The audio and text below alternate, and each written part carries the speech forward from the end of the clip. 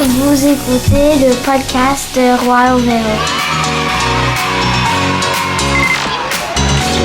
You're listening to the Royalville podcast. Welcome to the Royalville podcast, the show where we dive into the heart of our school community. I'm Edward. I'm Alexandra. I'm Malia. I'm Olivia. I'm Ryan. I'm Caitlin. I'm Tatiana. I'm Ananya. I'm Avery, and we'll be your host. In this podcast, we'll explore the stories that make our school unique, Highlighting amazing students, inspiring teachers, and events that shape our lives. Whether you're tuning in from home or on the go, get ready for insightful interviews, Fun discussions, and a behind-the-scenes look at what makes our school so special. so let's jump in. And discover what's happening at Royalville. Welcome to RBS Opinions. Today, we're talking about something super debated. Pineapple on pizza. Do you like it or is it a total no?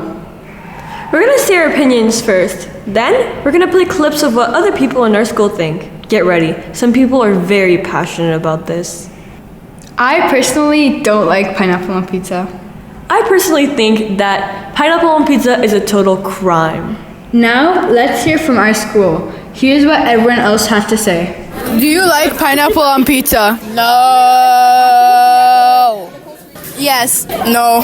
No. Do you like pineapple on pizza? Yeah. No. Yes. No. Do you like pineapple on pizza? Absolutely not. No. Fun fact. Pineapple on pizza was actually invented in Canada in the 1960s, so technically it's Canadian culture. Whether you're team pineapple or not, thanks for listening. As most of you know, next school year, cell phones will be banned entirely from school, including breaks. This decision has sparked a strong reaction among students within the province, with many who strongly oppose the new law and others even organizing protests. Like many other schools in Quebec, Royalville may be greatly impacted by this new regulation, and students are aware of it. This is why we have done a survey, this time inquiring on the positions that our students have taken concerning the new law. Let's hear it. Do you agree with the new cell phone ban next year? At the end of the day, I completely agree with the ban of cell phones because if our parents were able to turn out just fine without cell phones, why can't we do the same? Yeah. Do you agree or disagree with the new cell phone policy? Disagree. I think that some kids do need their cell phones for like help, or like sometimes parents just want to make sure they're like safe. So I think the complete ban of it is bad, but like I guess during class time, yeah, that could be distracting for some teachers. So I guess during class time, that would be the only time I would suggest a ban. But like during breaks and stuff, that's like kind of limiting their freedom. No. I disagree. Yeah, I do not like that. What do you think about the new cell phone policy next year? Yeah, that's pretty bad. As we can thoroughly tell, the new policy is not very popular among the students of Royalville. However, we have seen some very reasonable points provided by people who wanted to justify their stance. Most of their arguments surround the need to be able to contact someone, like a parent, if perhaps they were in danger, needed to go home, or for any valid reason that requires quick communication with another person. Still, there were a surprising few who agreed with the new law, stating that young people really do need to cut on their screen time and to start focusing more on schoolwork or to socialize with real people. And phones have been shown to have negative effects on a person's health and brain. For example, it can shorten attention span due to constant notifications and multitasking. And it can also give people a hard time sleeping because of blue light exposure, which suppresses melatonin, the hormone that tells your body to sleep. And also been shown to cause less socializing among young people, which can affect the development of one's sense of empathy or social skills. We can empathize with the ministry's perspective on the situation by viewing effects like these. However, it doesn't change the fact that their policy is a very ambitious one, perhaps too ambitious for certain people. The Education Minister, Bernard Drainville, has said that it is up to the school to decide on how to implement this measure. It would be interesting to see how RVS handles this policy. Perhaps all we can do for now is wait and see how our school lives will change next year without the use of digital devices. A huge thanks to those who have given us their opinion and stance during the survey, and a special thanks to you for listening to the podcast with us and for having the openness to learn a bit about our school this year. Goodbye, good night, and see you next year. Hey, welcome to the mini pod. Hi, I'm Jonathan. Hi, I'm Oscar. Hi, I'm Kai, and today we are going to discuss cell phones and video games. I'm 12 years old, and I got my phone for my birthday about 3 months ago. When did you get yours? I'm 11 years old, and I got my phone in grade 5 about a year ago. What about you, Kai? I'm 12 years old, and I got my phone in grade 5 as well. So, what do you guys use your phones for? I use my phone primarily for safety, to keep in touch with my parents, but I also use it to watch videos on TikTok and to text my friends when I'm bored and I want to do something fun. Yeah, I use my phone mostly to text and sometimes play video games. I use my phone to develop my social skills. It helps me start conversations and get together with my friends. Guys, are you addicted to your phones? I can admit to being a tiny bit addicted to my phone, but I don't feel the need to have it everywhere I go. I'm not that addicted to my phone. I can use it without needing it by my side every single minute of every day. Yeah, I agree with you guys. I'm not addicted either. Do you guys think we should be able to have our phones at school? I think that if you have to have your phone at school, you should only use it for something important and not silly. Yeah, what Jonathan said. Only if it's important. Do you agree with us, Kai? I believe that you should have your phone at school to contact your guardian or guardians, just so they know you're safe. Hey, do you guys use your phone for other things like games? I don't personally. I don't play video games on my phone either, but it's because it's still new to me. I play video games on my phone, such as Roblox. What kind of games do you guys play? I play Roblox, Zelda, and various Mario games. I play games such as Roblox on my computer and Mario games on my Nintendo like Oscar. Do you guys think video games are too violent? Depends what video games, but the majority of them are fine, like Super Mario, Brawl Stars, and Minecraft. My definition of violent is killing, guns, and blood, and I think that Brawl Stars possesses those features, but it's more fun than violent. I think we've covered it all. What about you guys? Yeah, I agree with you, Oscar. Yeah, I think so too. Thank you all for listening to what we think about cell phones and video games. See you next time. Bye! Depuis le début de l'école, nous portons l'uniforme scolaire. Talia et moi n'aimons pas toujours notre uniforme, même s'il y a des positifs à le porter. Premièrement, avoir un uniforme diminue l'intimidation dans l'école. Comme tout le monde portait la même chose, si on se moque de l'uniforme de quelqu'un, on rit un peu de nous-mêmes. Aussi, si on est en sortie avec l'école, c'est plus facile pour les profs de nous reconnaître. Et mon point positif préféré, c'est de ne pas stresser avec mes vêtements le matin. Je sais toujours ce que je dois porter. De notre côté, l'uniforme n'est pas vraiment confortable. Il n'est pas adapté aux saisons. On a chaud en été et froid en hiver. Le tissu utilisé n'est pas grande qualité. Il pique. En plus, les couleurs choisies et l'uniforme en général sont laides. Le bourgogne, le blanc et le gris sont out. En conclusion, Kalia et moi croyons que code vestimentaire serait mieux que l'uniforme. De cette façon, nous pourrions utiliser des vêtements en dehors de l'école. Ce serait moins cher pour nos parents. Hello everyone, today's interview we're going to be talking to science teacher and technology enthusiast, Mr. Stevenson. Hey Edward, it's a pleasure to be here and I really love what you're doing with the RVS podcast so far. Thank you very much, thank you.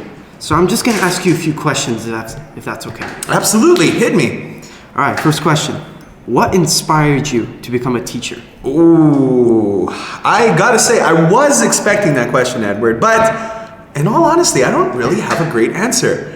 I guess my cheesy answer for you is that my mom inspired me in a lot of ways. So you see, my mom was a teacher herself. She didn't teach in a high school setting. She was actually a special education teacher, and she taught intellectually handicapped adults for her whole life.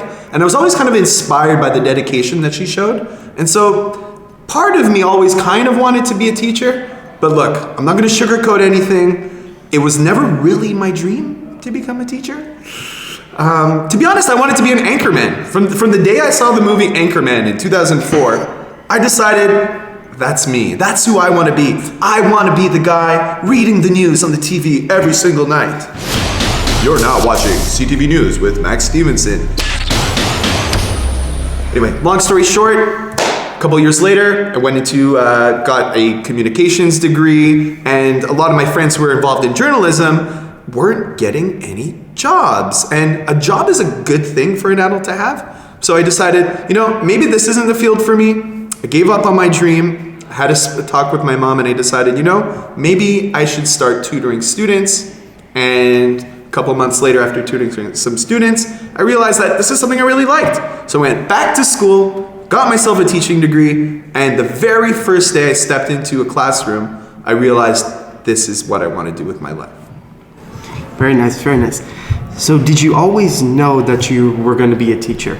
Again, not particularly. It was kind of like a weird journey to get here. But I guess the moment I first started teaching my first classes, that's when I really started to see the merit in what I was doing. There was a real purpose in being able to, be part of a school community, to teach kids, and not only to teach others, but to learn from others too. And so it was never my initial goal to become a teacher. I just kind of figured it out and ended up here. But I gotta say, it's I don't regret a single moment of my career thus far, All right. So, why are you so involved in the school activities? That's another really good question, Edward. That's another thing I didn't really anticipate when I started here at Royal Vale. I came here with my teaching degree, and I came here to teach. But what I soon realized is that Royal Vale in particular, it's way more than a school. This is a family. This is a community. It's such a unique environment being in a place you have little pre-Ks walking around with 17-year-olds who are taller than me. And we just have such a unique school culture that it's almost impossible not to get involved with the school community. I'm a big fan of sports, so immediately I got into coaching a bunch of different things. Immediately I started to get volunteer for school dances and things like that. And what I came to realize is I think being a part of a school community is almost more important to me than teaching is. And of course the two go hand in hand, but I gotta say, I don't think too much about what I do here at the school. I just volunteer my time whenever I can. And if I can be of a helping hand, whether it's in a classroom, on the field, or even, helping my staff with tech support, I'll do whatever I can to be a part of this community. So have you ever used your teacher voice outside of school? Ooh, that is a good question, Edward. I like it. So, full disclosure, I have two very young children at home. One is age 4, who happens to go here at Royal Vale, and one is a 3-year-old. So, safe to say I'm using my teacher voice on a nightly basis, particularly around teeth brushing and bedtime.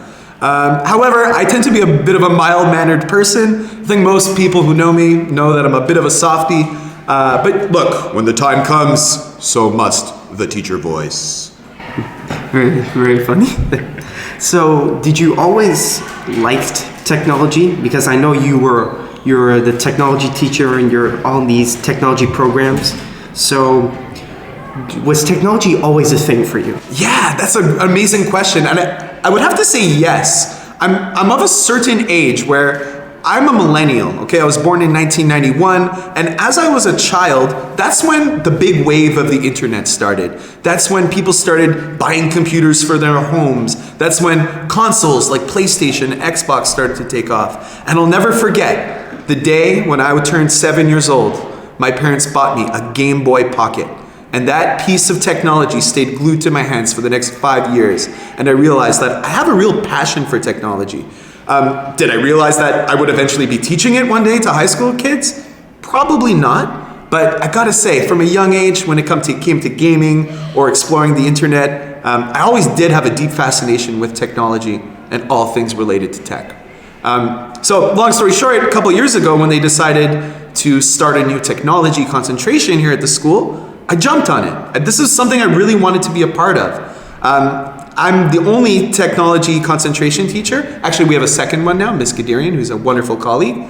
And we're kind of in the pilot project phase of this course. And we teach kids a lot about 3D modeling and coding and robotics and design. And it's basically a really cool course because it's taking all of these interests that I've developed over the years, and it's allowing me to share that knowledge with my students, and again, learn a lot from what they have to share with me. So honestly, technology is a huge, deep passion of mine, and being able to teach it is an utter privilege, I gotta say. Very nice. And that's all for today. Thank you for joining us, and have a good day. Thanks, Edward. See you next time. All right, it's time for the last trivia for this school year. First question. What is the term for a group of flamingos? Oh, I know. What is it? Isn't it the same, like, as the name, flamingo?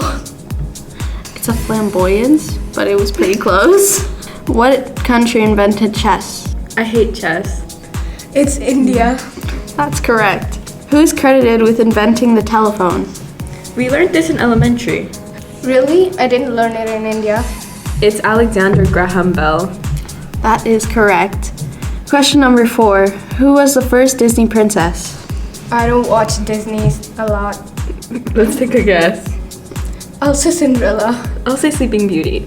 That's wrong. It was Snow White. What wizarding school does Harry Potter attend?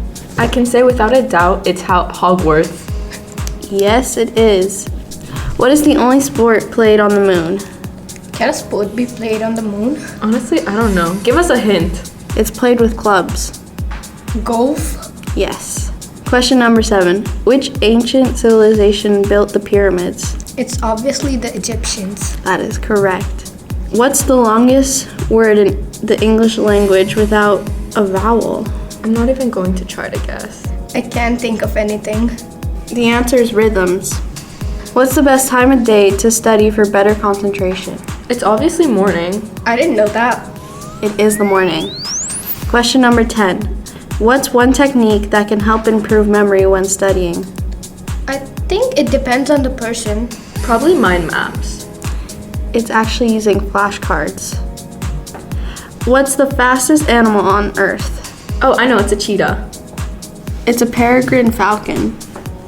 Question number 12, and it's the final question for this school year. What's the most common reason students procrastinate when studying? Probably because they're lazy. No, it's because they're scared to fail. Yes, it is fear of failure.